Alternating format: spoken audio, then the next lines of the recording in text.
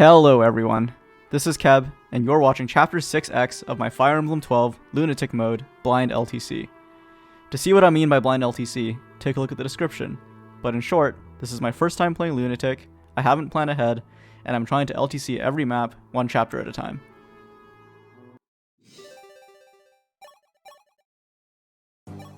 This map is so tiny and frankly boring that it looks like something out of Fire Emblem Heroes.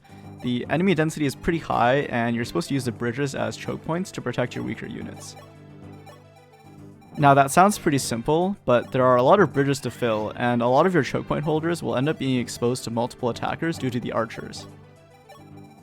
On top of that, there are 2 recruitable sword wimps on the enemy team who will join you if they don't die. That's like 1,000 golds worth of steel swords, so we need to take great care in making sure that they don't charge in and get themselves killed. Marth needs to walk right up to Legion on turn 1 in order to 2-turn this map without using rescue, so he's used the rainbow potion to avoid getting doubled. Chris and Sirius have both been reclassed into heroes, which lets Chris walk across rivers to deal with the boss, and Sirius to double all of the generic enemies on this map.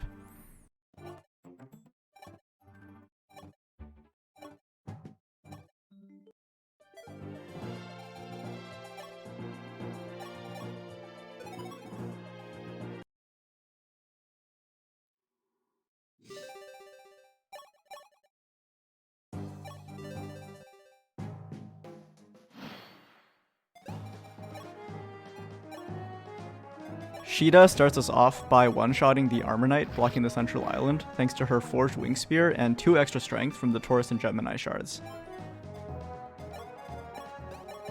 Sirius was supposed to soften this guy up for Marth, but he ended up just critting.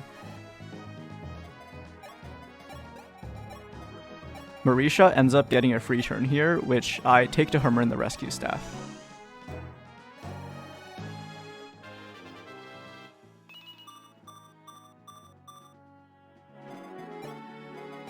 The positioning of the rest of our units is quite precise, and it takes advantage of the fact that lower movement enemies will always act first.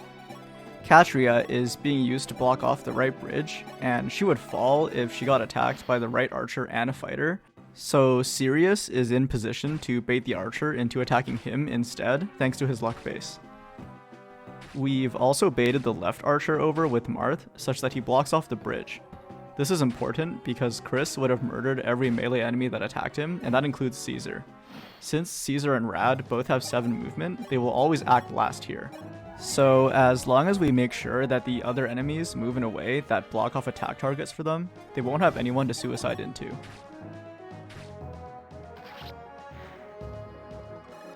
I was considering using the rescue staff to one-turn this map because it's just really trivial to do so, but eventually I decided against it because I think that there will be more opportunities for bigger turn saves throughout the rest of the run. Though, since the warp staff isn't available on Lunatic mode, that does mean that we'll have a lot more rescue staff uses, so maybe this is a mistake. Who knows?